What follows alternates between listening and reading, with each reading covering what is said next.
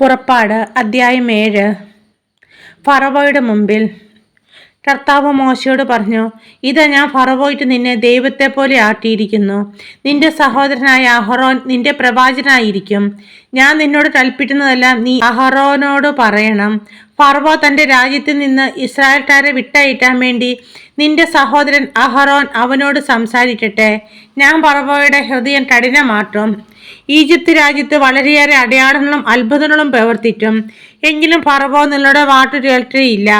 എന്നാൽ ഞാൻ ഈജിപ്തിനെ കഠിനമായി ശിക്ഷിച്ച് എൻ്റെ സൈന്യവും ജനവുമായ ഇസ്രായേലിനെ ഈജിപ്തിൽ നിന്ന് പുറത്തു കൊണ്ടുവരും. ഞാൻ ഈജിപ്തിനെതിരെ കൈനീട്ടി ഇസ്രായേൽ മക്കളെ അവരുടെ ഇടയിൽ നിന്ന് മോചിപ്പിച്ചു കഴിയുമ്പോൾ ഞാനാണ് കർത്താവെന്ന് ഈജിപ്തുകാർ മനസ്സിലാക്കും. മോശയും അഹറോനും കർത്താവ് കൽപ്പിച്ചതുപോലെ പ്രവർത്തിച്ചു.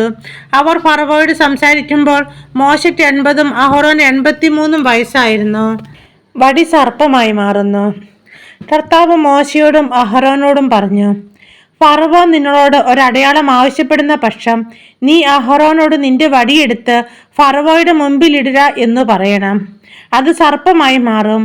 മോശയും അഹറോനും ഫറവോയുടെ അടുക്കൽ ചെന്ന് കർത്താവ് കൽപ്പിച്ചതുപോലെ പ്രവർത്തിച്ചു. അഹറോൻ വടി ഫറവോയുടെയും സേവകരുടെയും മുമ്പിലിട്ടു. അത് സർപ്പമായി. അപ്പോൾ ഫറവോ വിജ്ഞന്മാരെയും മന്ത്രവാദികളെയും വിളിച്ചു വരുത്തി. തങ്ങളുടെ മാന്ത്രിക വിദ്യയാൽ ഈജിപ്തിലെ മന്ത്രവാദികളും അപ്രകാരം ചെയ്തു. അവർ ഓരോരുത്തരും തങ്ങളുടെ വടികൾ നിലത്തിട്ടപ്പോൾ അവ സർപ്പങ്ങളായി മാറി. എന്നാൽ അഹറോന്റെ വടി അവരുടെ വടികളെ വിഴുങ്ങിക്കളഞ്ഞു. കർത്താവ് പറഞ്ഞതുപോലെ ഫറവോയുടെ ഹൃദയം കഠിനമായി. അവൻ അവരുടെ വാക്ക് കേട്ടില്ല. ജലം രക്തമായി മാറുന്നു. കർത്താവ് മോശയോട് പറഞ്ഞു, ഫറവോ കഠിന ഹൃദയനായി തീർന്നിരിക്കുന്നു. അവൻ ജനത്തെ വിട്ടയറ്റാൻ വിസമ്മതിക്കുന്നു. രാവിലെ നീ ഫറവോയുടെ അടുത്തേക്ക് പോരുക. അവൻ നദിയിലേക്ക് ഇറങ്ങി വരുമ്പോൾ നീ നദീതീരത്ത് അവനെ കാത്തു നിൽക്കണം. സർപ്പമായി മാറിയ വടിയും കയ്യിലെടുത്തുകൊള്ളുക. നീ അവനോട് പറയണം, ഹെബ്രായരുടെ ദൈവമായ കർത്താവ് എന്നെ നിന്റെ അടുത്തേക്ക് അയച്ചത് മരുഭൂമിയിൽ എന്നെ ആരാധിക്കാൻ എൻ്റെ ജനത്തെ അയക്കുക എന്ന് ആവശ്യപ്പെടാനാണ്. എന്നാൽ നീ ഇതുവരെ അതനുസരിച്ചില്ല. കർത്താവ് പറയുന്നു, ഞാനാണ് കർത്താവെന്ന് ഇതിനാൽ നീ മനസ്സിലാക്കും.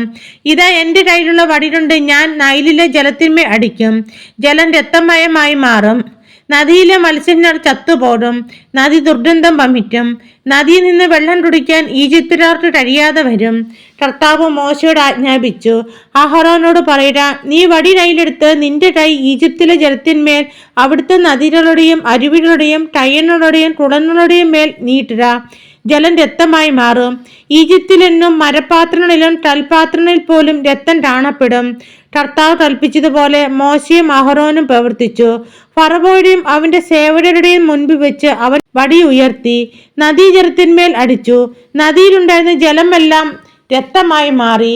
നദിയിലെ മത്സ്യമെല്ലാം ചത്തുടങ്ങി. നദി ദുർഗന്ധം വമിച്ചു. ഈജിപ്തുകാർക്ക് നദിയിൽ നിന്ന് വെള്ളം കുടിക്കാൻ കഴിഞ്ഞില്ല. ഈജിപ്തിലെന്നും രക്തം കാണപ്പെട്ടു.